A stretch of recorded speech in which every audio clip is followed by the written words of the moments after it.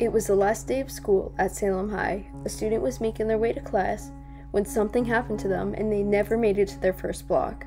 Was this just an accident, or was someone out to get this student? At 7:05 a.m. on June 7th, it was the last day of school at Salem High in New Hampshire. While heading to first block, student Becca Hike discovered a body at the bottom of the science wing stairwell. The body was later confirmed to be Hannah Smith.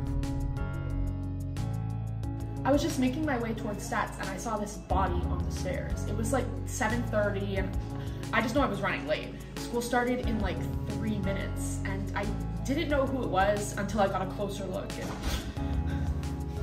it's Hannah. She was in my teacher chronicles. The victim was found with a page from a book crumpled up in her hand. A thorough analysis from a College Board expert confirmed that the page was from a commonly used high school AP Lang textbook. Based on the text and format of this page, I was able to conclude that this page, in fact, was from the AP Language and Composition textbook.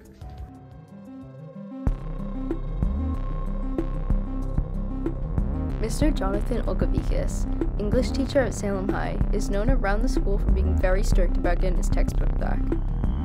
Textbook, anybody? Textbooks? After working in Salem for decades, it seemed to detectives on the case that this teacher could no longer endure the missing textbooks. Their suspicions of him being the culprit were further confirmed when they were uncovered that Hannah Smith was his student. I have 6 classes with Hannah. I see her all the time. It's gonna be so weird not having her around anymore. I think Mr. O has something to do with this.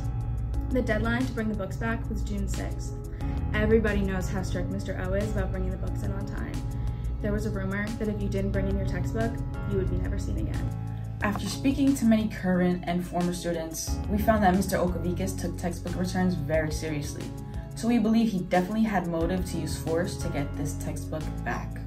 Luckily, security cameras were placed in every hallway around the school after its renovation in 2018. Detectives were able to recover this footage and watch the crime occur in real time. Hannah Smith is clearly seen running away from the hooded figure with the AP Lang textbook in her arms. The suspect catches up to Hannah and they struggle for the book. Hannah begins to lose her grip, and then the suspect takes this opportunity to push her down the stairs. Even though there was no visible face in this footage, we were pretty confident that Mr. Okavikis was in fact the killer. The hooded person definitely looked like Mr. O. We wanted to be sure though. Detectives spoke to the staff of Salem High School in the days following the crime. They learned that Mr. O talks to his colleague, Mr. Sylvain, every day at 7 a.m. when he arrives at school. But June 7th was different. Yeah, I know John. We're actually best friends. You know what though? I didn't talk to him in the morning of June 7th, and that's really weird. It's kind of, yeah, that's out of character for him. There was now a new suspect in Hannah Smith's murder, her best friend, Bella.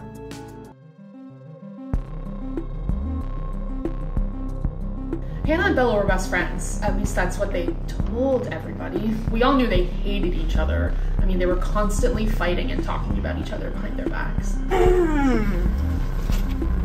Can you explain these text messages between you and Hannah? What? You think I did this? Why would anyone think I did this? Hannah's my friend. I would never do that. I mean, we fought sometimes, but it's awful what happened to her. It's actually very common for people to be killed by their best friends. Yeah, you'd be surprised.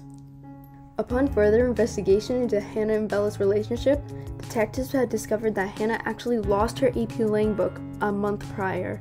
So whose book was the missing page from? Law enforcement went through Mr. Okavikis' files and found a paper keeping track of what student had what number book.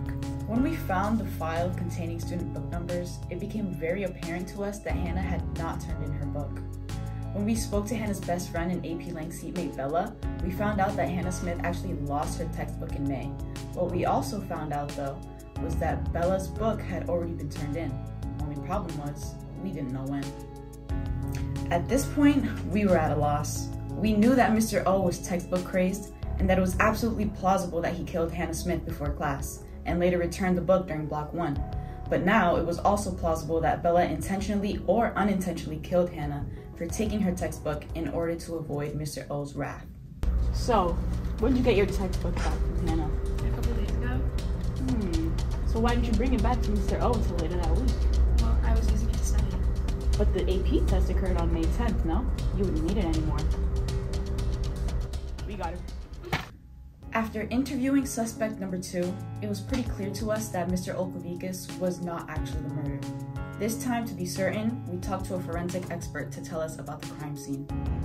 When we initially examined the crime scene, it looked as if the victim had just fallen down the stairs and unfortunately hit her head on the railing, which caused fatal head trauma.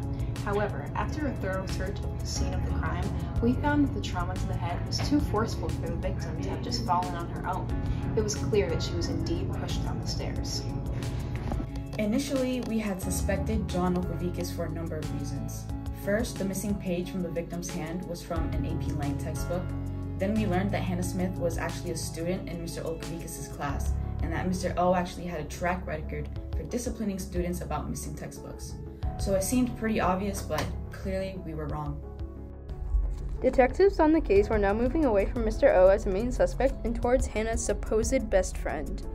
The trauma to the head indicated that the amount of force used to push the suspect down the stairs was not on par with that of a grown man. Thank God for that Instagram post exposing Bella. If it wasn't for that anonymous account, Mr. O might have been wrongfully accused and gone to prison for life.